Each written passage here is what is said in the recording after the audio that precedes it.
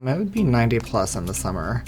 And then in the wintertime, it was like 40s, 50s in the store. Like you could see your breath. In the wintertime, I got pneumonia from working in those conditions. Between the mold and the holes in the ceiling tiles, there's birds in the building still. You can see bird poop on product, which people are touching. No air conditioners that would work in the summer. That's why we walked out.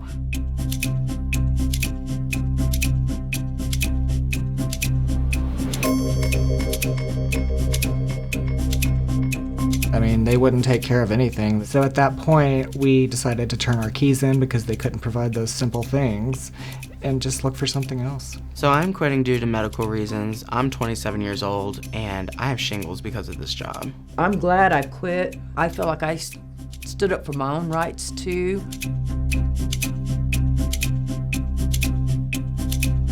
We put tickets in repeatedly through their responding ticket program. That's how we get maintenance stuff done. They just kept telling us the temperatures were acceptable in the store. The heat, however, it gets unbearable.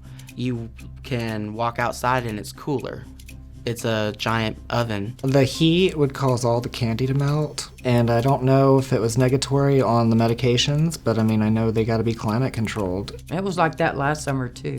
And it was like 80-something degrees in there this last time. My assistant manager was sitting in there with ice packs down her pants and her shirt and a towel because we were just dripping in sweat. I had a lot of elderly disabled employees. My customers are disabled. They can't, I mean, that's a lawsuit. You can't have people with conditions working in that.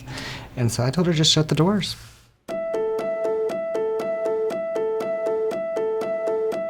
We went out there with our cars and we put signs up saying we want AC. And I let the district manager know, and they said they were bringing 3 units down, and it turned out that there was 3 broken units. And yeah, they got it fixed that day actually, or quote unquote. They weren't able to provide me with an assurance showing that it was properly fixed or assurances that we wouldn't be held in any negative light for standing up for ourselves. I think we just all inspired each other because we seen what each other was going through. So we just come together as a team again and did what we had to do. If we're melting and getting sick because of your job and your building and your location and your policies, then how are you gonna have a business when no one's gonna wanna work for you at that point?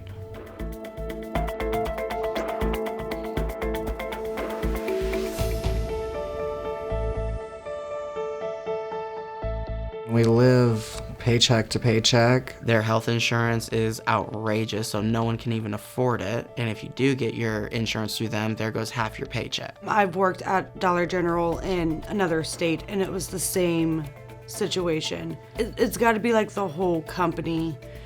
Like, they don't care. I have actually spoken to one of the locations in Lawton, and they would complain about the same thing. Between AC and heat not working, holes in the ceiling, bathrooms needing repair that aren't even working.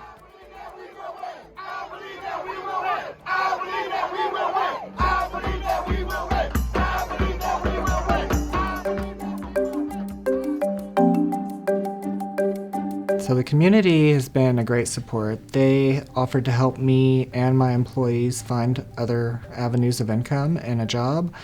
I had over 200 signatures on a petition, which I want to get Dollar General boycotted out of here. I don't see Dollar General changing. I don't see the corporate side of it making it safe for the community, making it safe for the employees or anybody.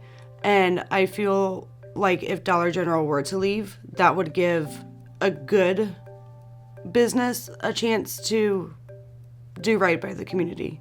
Because Dollar General is not, it's all about money for them. They do not treat their employees well. They don't pay a living wage. They're not caring about our health. They're not caring about what their stores look like, you know. And so if you're in that position, yeah, stand up for yourselves. Do a walkout. Get something done. Dollar General workers should stand up across the whole United States and unionize.